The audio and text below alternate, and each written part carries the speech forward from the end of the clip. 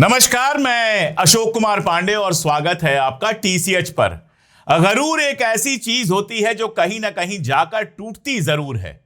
Trump का जो गरूर था वेनेजुएला में नहीं टूटा, हिंदुस्तान में नहीं टूटा, पाकिस्तान में नहीं टूटा, यूरोप में नहीं टूटा, ग्रीनलैंड पर अभी भी उसकी प्लानिंग है, लेकिन ईरान में उसका गरूर पूरी तरह से टूट चुका है, पूरी तरह से लाइन पर आ चुका है। कल का उसका जो ट्वीट था उसको पढ़कर समझ में आ रहा है कि ट्रंप को कायदे से समझ में आ गया है कि ईरान के साथ ना बातचीत में वो जीत सकता है और ना ही जंग में जीत सकता है। आपको याद होगा प्रोफेसर मरांडी ने कल लिखा था कि वांस साहब जो अपना सूटकेस पैक कर चुके हैं, बेहतर यह होगा कि अपने सूटकेस को अनपैक कर दें, क्योंकि ईरान से कोई नहीं जा रहा है बातचीत करने के लिए। मुझे भी ये लग रहा था कि आखिरी टाइम पर, और बहुत सारे लोगों को ये लग रहा था कि आखिरी टाइम पर चला जाएगा कोई ना कोई और इस्लामाबाद में बातचीत हो जाएगी, 60-65 दिन कुछ भी, कोई एक जगह जाकर सहमति बन जाएगी। ये तो किसी ने सोचा ही नहीं था कि ईरानी फाइनली इस्लामाबाद पहुंचेंगे ही नहीं।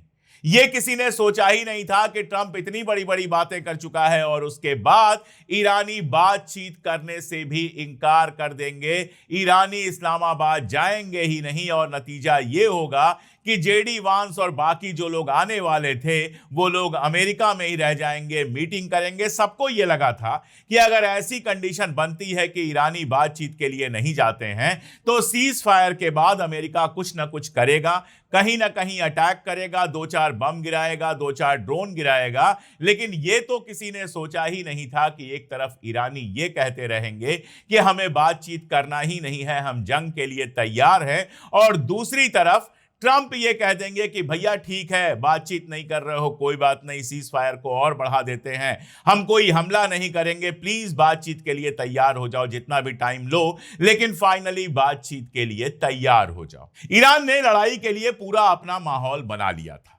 अपनी जनता को भी, अपनी आवाम को भी दिमागी तौर पर तैयार कर दिया था कि कभी भी अमेरिका से हमला हो सकता है।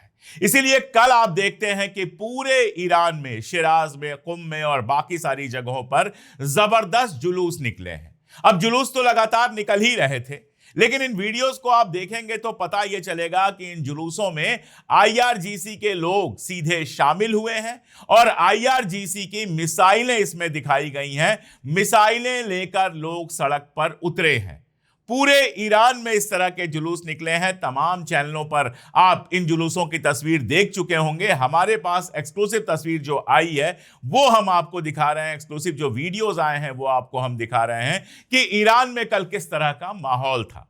क्योंकि ईरान लगातार इस बात को कह रहा था कि इस सीज फायर का जो इस्तेमाल किया है अमेरिका ने, वो वक्त लेने के लिए किया है ताकि अपनी ताकत को फिर से मजबूत करके ईरान के ऊपर अटैक कर सके। ट्रंप का भी एक ट्वीट आया था जिसमें उसने कहा था कि ये जो सीज फायर का वक्फा था, इस वक्फे में हमने अपने आप को मजबूत किया है, रीग्रुप किया है। ईरान ने भी रीग्रुप किया होगा थोड़ा बड़ा, लेकिन हम पूरी तरह से जंग के लिए तैयार हैं। तो यह अंदेशा था कि ईरान की टीम जब नहीं पहुंचेगी इस्लामाबाद तो ट्रंप हमला करेगा। अब यहां पर 2 पॉइंट तो आपको शहबाज शरीफ और आसिम मुनीर को भी देने ही पड़ेंगे। शहबाज शरीफ ने शुक्रिया अता किया और ये जो ट्वीट लिखा था ट्रंप ने, उसमें उसने यही कहा कि पाकिस्तान ने हमसे रिक्वेस्ट किया है कि जंग को दोबारा ना शुरू करें, थोड़ा इंतजार करें और थोड़ा इंतजार करने के बाद जो बातचीत होगी उसमें मामला सुलझ जाएगा, कहीं ना कहीं जाकर मामला सुलझेगा। हालांकि हामिद मीर पाकिस्तान के बड़े जर्नलिस्ट हैं, इंडिया में तो हम उनके ट्वीट नहीं देख पाते, लेकिन तस्नीम न्यूज ने उनका एक ट्वीट कोट किया है और उसमें उन्होंने कहा है कि आज अगर पाकिस्तान को मीडिएटर होने की हैसियत मिली है, अगर मीडिएटर होने की इज्जत मिली है, तो वो सिर्फ इसलिए मिली है कि ईरान ने अमेरिका का जबरदस्त मुकाबला किया, मैदानी जंग में, हवाई जंग में अमेरिका को शिकस्त दी और इसी वजह से आज सीज फायर की डील हो रही है। वरना तो सीज फायर की कोई डील होती ही नहीं, कोई बातचीत होती ही नहीं। तो मीडिएशन करने के लिए कैसे मिलता, यह भी एक सच है, लेकिन यह भी सच है कि पाकिस्तान ने मीडिएटर की भूमिका निभाई है और अभी तक वो रोल निभाए चला जा रहा है। अब मैं बार बार बता चुका हूं कि अगर यह समझौता हो जाता है तब तो पाकिस्तान की हैसियत बढ़ेगी। लेकिन अगर यह समझौता नहीं होता है, अगर दोबारा जंग शुरू होती है, तो पाकिस्तान के लिए बड़ी मुश्किल खड़ी हो सकती है। तो यह एक रिस्क भी है, यह एक दांव भी है। क्या होता है देखना है। एक बात बहुत क्लियर है, पहला राउंड बातचीत का ईरान ने जीत लिया है। देखिए, बहुत सारे वीडियोस आएंगे, बहुत सारी बातें होंगी। कल मैं ट्वीट देख रहा था, ईरान जीत गया, अमेरिका जीत गया, फना हो गया, ढिमका हो गया। जब तक गहराई में जाकर ना समझिए कि इस डिप्लोमेसी से ईरान को क्या हासिल हुआ है, तब तक इस बात का कोई मतलब नहीं है कि कौन जीत गया और कौन हार गया। हासिल क्या है ईरान को, उसको समझिए। तुर्क का जो इक्का है ईरान के पास, वो है स्ट्रेट ऑफ होर्मुज।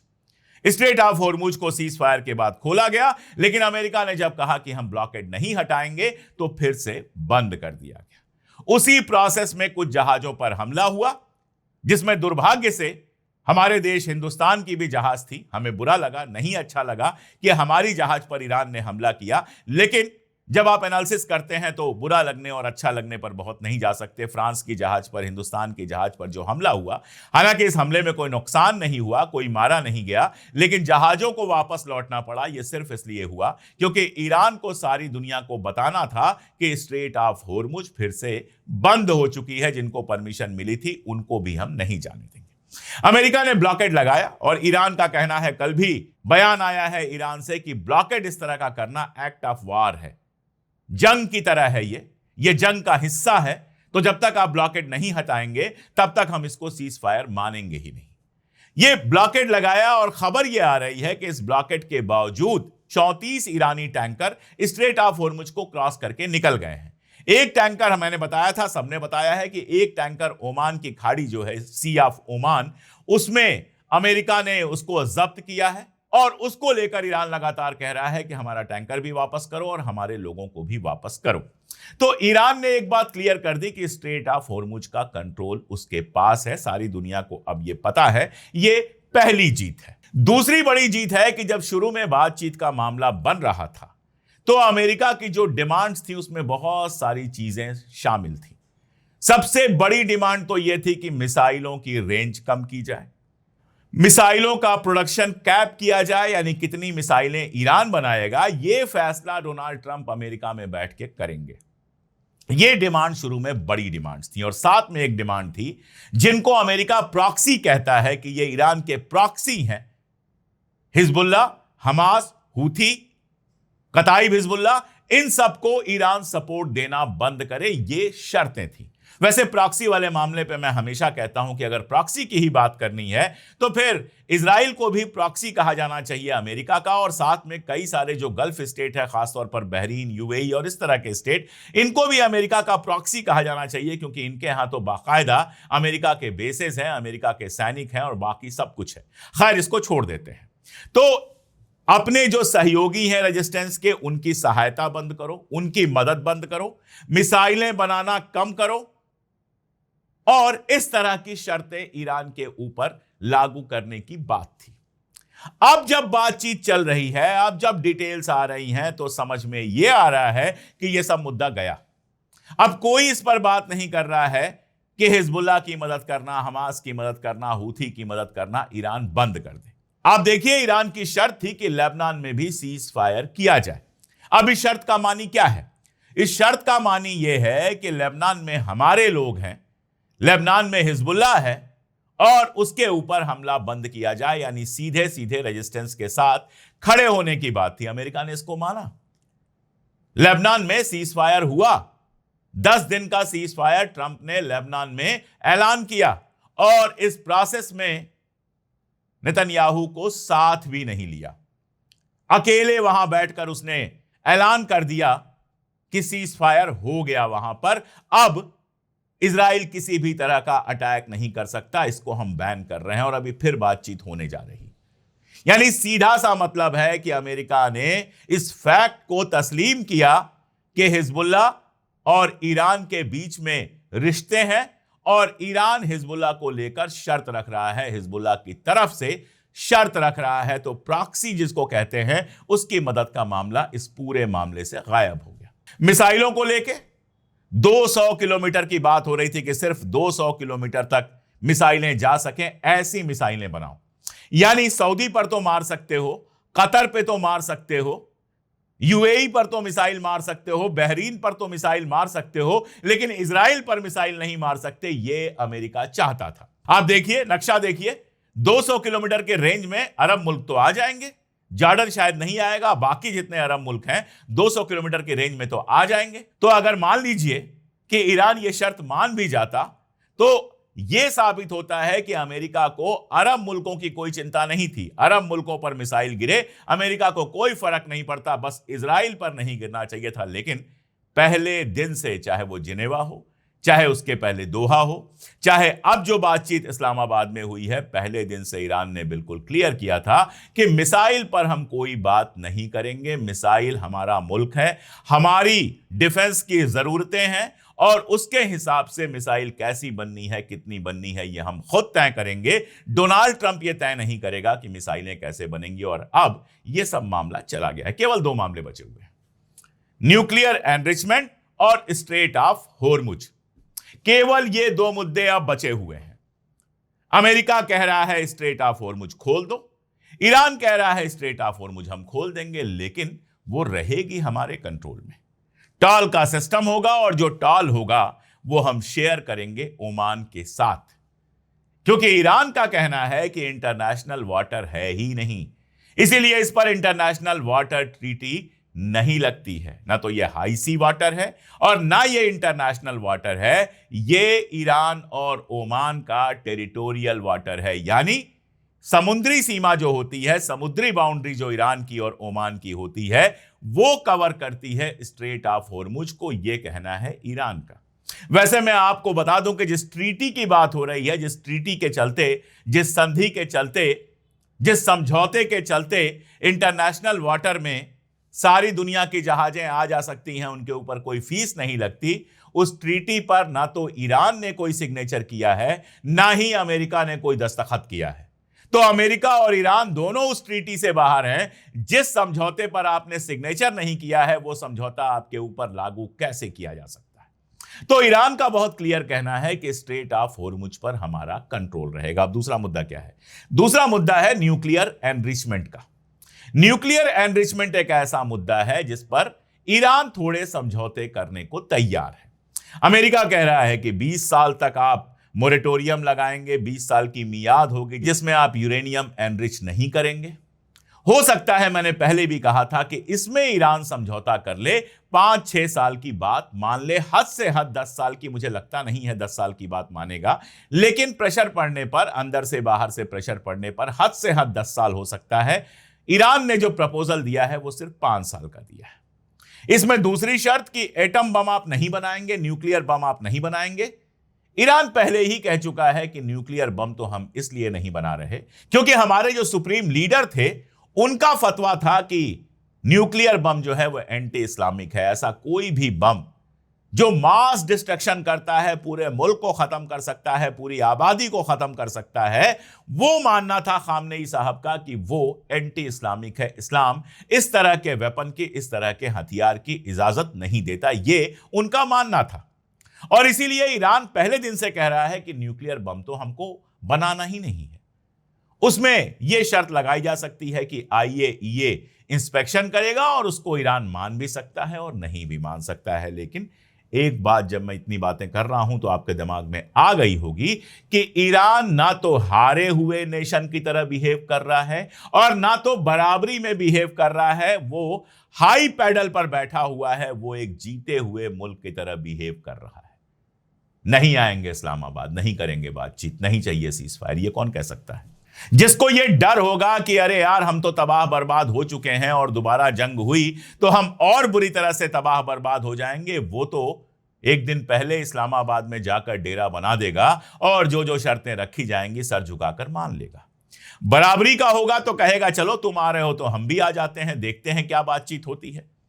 लेकिन ये दोनों काम ईरान ने नहीं किया। ईरान ने जिद ठान ली कि जो 10 पॉइंटर्स हमने दिए थे, सिर्फ और सिर्फ उन 10 पॉइंटर्स पर अगर बात होगी तब हम आएंगे जिसमें हमने बताया है कि हम क्या कर सकते हैं और क्या नहीं कर सकते हैं, और साथ में अपनी शर्तें रखी हैं, जिसमें एक बड़ी शर्त यह है कि हमारा जो फ्रोजन एसेट है, जो हमारा पैसा तुमने अपने बैंकों में दबा कर रखा है, जो हमारी संपत्तियां तुमने अपने मुल्कों में दबा कर रखी हैं, कुछ को तो बेच भी दिया है, वो डिफ्रीज करो ताकि ईरान का पैसा ईरान में आ सके और ईरान की आवाम की भलाई में लग सके। अगर ये शर्तें मानते हो तो हम आ रहे हैं, और नहीं मानते हो तो हमें कोई जरूरत नहीं है, हम सीज फायर के प्रोसेस में शामिल नहीं होंगे। और उसके बावजूद अगर ट्रंप कहता है कि हम हमला नहीं करेंगे, इंतजार करेंगे, इसका मतलब यह है कि बैक चैनल बातचीत होती रहेगी, और बैक चैनल बातचीत तब तक होती रहेगी जब तक ईरान इस बात से राजी नहीं होता है कि जो बात होने वाली है या जो शर्तें तय हुई हैं वो उसको मंजूर है। यानी ईरान की शर्तों पर बातचीत होगी। यह बात बिल्कुल क्लियर हो गई है, और अपने आप में यह बड़ी जीत है। आप सोचिए, कहां अमेरिका की इकॉनमी कितनी बड़ी है, ईरान से बताने की जरूरत नहीं है। अमेरिका के हथियार कितने महंगे हैं और कितने ज्यादा हैं ईरान की तुलना में, यह बताने की जरूरत नहीं है। लेकिन इन सब के बावजूद ईरान ने इस जंग में वो हाल किए हैं अमेरिका के और दुनिया के, स्ट्रेट ऑफ होर्मुज रोककर दुनिया भर में जो गैस, तेल, इन सारी चीजों का संकट पैदा किया है, दिक्कत पैदा की है, वो दरअसल उसका तुरुप का इक्का है, जो मैं पहले जहां से मैंने शुरुआत की थी। और वो तुरुप का इक्का जब तक उसके पास है वो झुकने वाला नहीं है, और अमेरिका सारी कोशिशें कर चुका है। स्ट्रेट ऑफ होर्मुज को खुलवाना उसके बस की बात नहीं है, ये भी बिल्कुल क्लियर हो चुका है। उधर आप देखेंगे ट्रंप 1000 मुश्किलों में फंसे हुए हैं। अगर आप केवल जो अमेरिका में चल रहा है वो सरसरी निगाह से देखें तो आपके समझ में आता है कि बेहद मुश्किल दौर में फंसे हुए हैं ट्रंप। काश पटेल जो FBI के चीफ है, एटलांटिक अखबार लिखता है कि वो शराब इतनी पीते हैं कि फैसले नहीं हो पाते हैं, लेट से आते हैं। काश पटेल कहते हैं कि मैं मुकदमा कर दूंगा तुम्हारे ऊपर, इज्जत हतक का मुकदमा कर दूंगा, मानहानि का मुकदमा कर दूंगा। एटलांटिक कहता है कर दो, हमारे पास सबूत है। तो काश पटेल वहां फंसे हुए हैं। मागा पूरा उनके खिलाफ है। टकर कार्लसन का वीडियो आता है जिसमें वो कहता है कि हमें इस बात का अफसोस है कि हमने ऐसे आदमी को अमेरिका का राष्ट्रपति बनाया। वहां का एक केमिकल न्यूक्लियर सिक्योरिटी से जुड़ा हुआ सीनियर आदमी जिसका नाम है एंड्रयू हक, उसका वीडियो आता है जिसमें वो शराब पी रहा है एक महिला के साथ, और जो अमेरिका की सीक्रेट्स है न्यूक्लियर को लेकर वो वहां पर शेयर कर रहा है। वो वीडियो अमेरिका में घर घर में चल रही है। मिड टर्म इलेक्शंस को लेकर कहा जा रहा है कि इससे ज्यादा बुरी हालत ट्रंप की थी ही नहीं। तो ट्रंप खुद बेहद परेशान है। बड़ी बड़ी बातें उसने की, ये कर देंगे, पूरी सभ्यता को नष्ट कर देंगे, सिविलाइजेशन को नष्ट कर देंगे, यहां गिरा देंगे, वहां गिरा देंगे, सब कुछ कर देंगे। लेकिन ईरान ने जिस सब्र के साथ उसका मुकाबला किया है, अब साफ समझ में आ रहा है कि उसका रिजल्ट ईरान को मिलना शुरू हो गया है। और अगले राउंड की बातचीत जब भी होगी, हालांकि मैं फिर कह दूं, ईरान ने भी इस बात को कहा है कि हम ट्रिगर रेडी हैं, हमारी उंगलियां ट्रिगर पे हैं, हम जानते हैं कि अमेरिका कभी भी धोखा दे सकता है, इसलिए जंग दोबारा शुरू हो सकती है। ये कोई बहुत बड़ी बात नहीं है, अमेरिका किसी की नहीं सुनेगा और पागल आदमी ट्रंप जो है वो कुछ भी कर सकता है। लेकिन अब इस बात की उम्मीद ज्यादा हो गई है कि एक ऐसा फैसला होगा, एक ऐसा समझौता होगा जो दोनों के लिए रेस्पेक्टेबल होगा, जिसमें दोनों को इज्जत मिलेगी। ट्रंप कहेंगे कि यूरेनियम एनरिचमेंट में हमने ऐसा कर दिया कि ईरान बना नहीं पाएगा एटॉमिक बम, न्यूक्लियर बम, और ईरान स्ट्रेट ऑफ होर्मुज पे कंट्रोल करेगा, उससे टॉल वसूलेगा, जिससे उसकी इकोनॉमी बेहतर होगी। और साथ में अगर उसके ऊपर से कुछ सैंक्शंस हट जाते हैं, जो हटेंगे ही हटेंगे, और उसकी जो फ्रोजन एसेट है वो वापस मिल जाती है, तो ईरानी इकोनॉमी को जबरदस्त बूस्ट मिलेगा और दुनिया भर में ईरान एक बड़ी ताकत के रूप में, ऐसी ताकत के रूप में एस्टैब्लिश होगा जिसने अमेरिका और इजराइल को घुटनों पर झुकने के लिए मजबूर कर दिया। वैसे खत्म करने से पहले एक मजेदार बात, ट्रंप उस न्यूक्लियर बम को रुकवाना चाहते हैं जो कभी बना ही नहीं था और जो कभी बनना ही नहीं था, ईरान जिसको बनाने वाला था ही नहीं, और उस स्ट्रेट ऑफ होर्मुज को खुलवाना चाहते हैं जो कभी बंद ही नहीं थी, जो पूरी तरह से खुली हुई थी। अगर यह जंग नहीं होती तो ईरान स्ट्रेट ऑफ होर्मुज को रोकता ही नहीं। सैकड़ों बरसों से वहां से जहाजें आ रही थी और अब भी जहाजें आती जाती रहती, तो एक खुले हुए स्ट्रेट को दोबारा खुलवा रहे हैं ट्रंप, और एक ऐसे न्यूक्लियर बम को बनवाने से रोक रहे हैं या बनने से रोक रहे हैं जिसको कभी बनना ही नहीं था। और ये सब करने के लिए मिलियंस ऑफ डॉलर खर्च कर दिया, आधे हथियार अपने खर्च कर दिए। अब आप खुद फैसला लीजिए कि ऐसे आदमी को आप क्या कहना चाहेंगे। जो कहना चाहेंगे वो कमेंट में जरूर बताइएगा। आज के लिए इतना ही, बहुत शुक्रिया।